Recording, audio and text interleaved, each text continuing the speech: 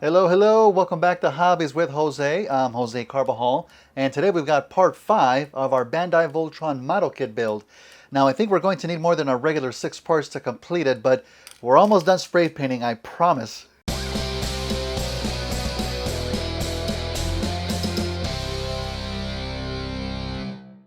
Welcome back to the channel, everyone. It's great to have you back. Now, I did actually go ahead and get quite a few more of the silver pieces painted, most of them actually. Still have just a few left. The last few that we're going to be spray painting today are going to be all of the weapons, and I'm going to use a slightly different color than just regular silver, just to make these pieces differentiate from the rest. And I'm going to be using Tamiya spray paint, light gunmetal TS42. So, let's get started.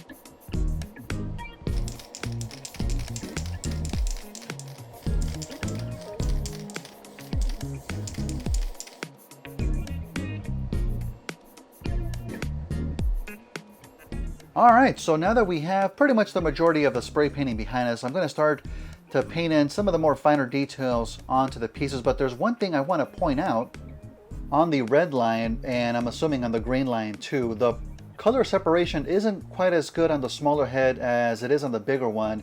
You see that the top part is just kind of all red, as opposed to having a separate white piece for the front snout.